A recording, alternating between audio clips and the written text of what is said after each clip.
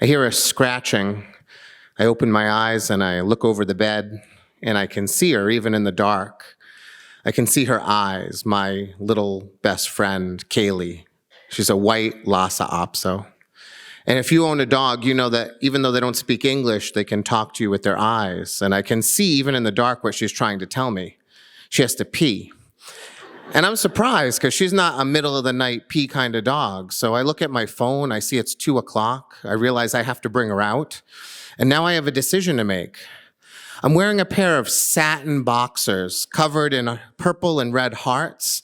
My mother-in-law gave them to me for Valentine's Day, a fact I try to forget every time I put them on.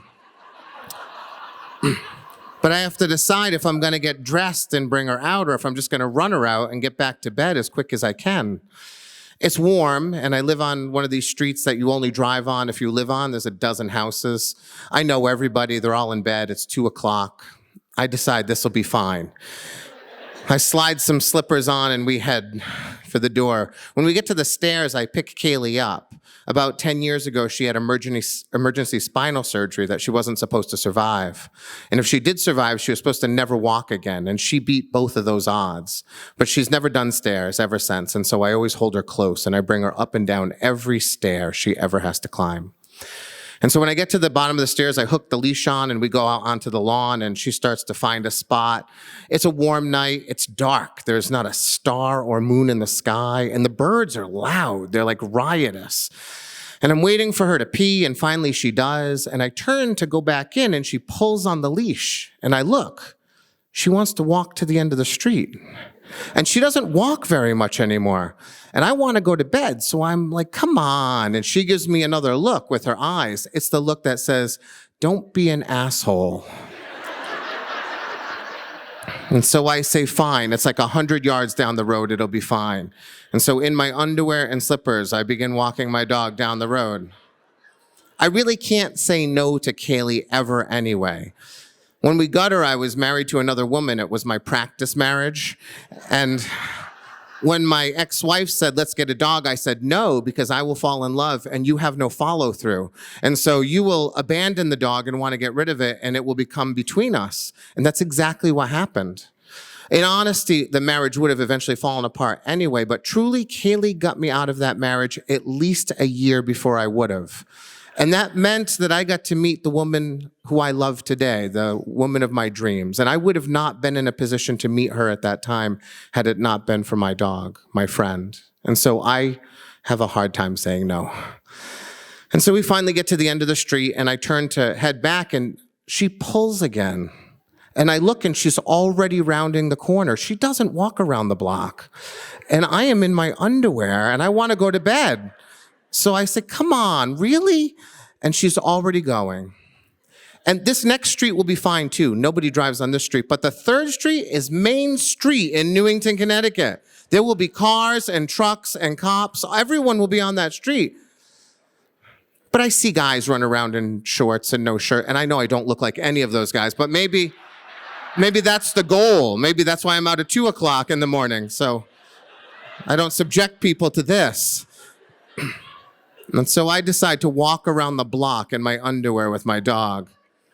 We turn the right on Main Street. I'm now as far away from my house as I can be on this block. And it is that moment when 1 second ago it was not raining. And now the biblical flood, all the rain in the world just instantly falls down upon me.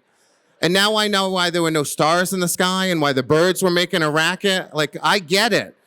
And I start to think maybe she did this too, Kaylee, because she used to love to run in the rain. We both did. We would run everywhere in the rain, and we haven't done it in years. And I'm mad now. Like, I realize she has tricked me. And so I bend over to pick her up, and I see a look on her face that I don't see very much anymore. She is smiling. She has that tongue out of her mouth smile. And I have this moment where I realize that my dog is 16 years old, and she, I know in my heart, isn't doing very well.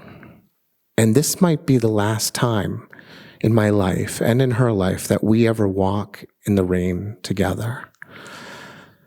And so I stop and I stand upright and I stand in my underwear It's becoming like disturbingly plastered on my parts.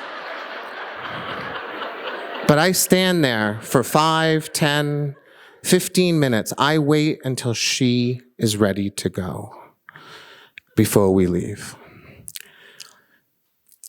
Kaylee died 3 months ago.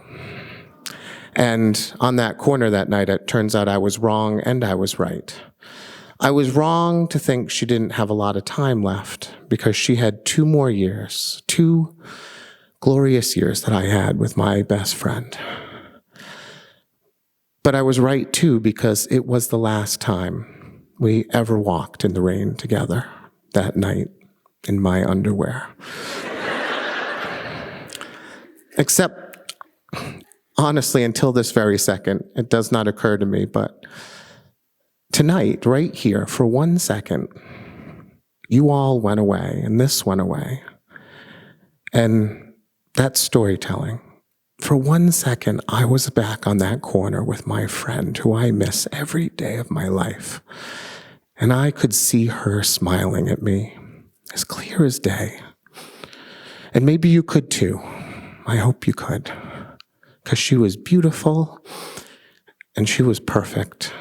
And every morning that I wake up, I look for her before realizing that she's gone. And so if you could see her, I'm glad, and I saw her tonight, and for that, I thank you.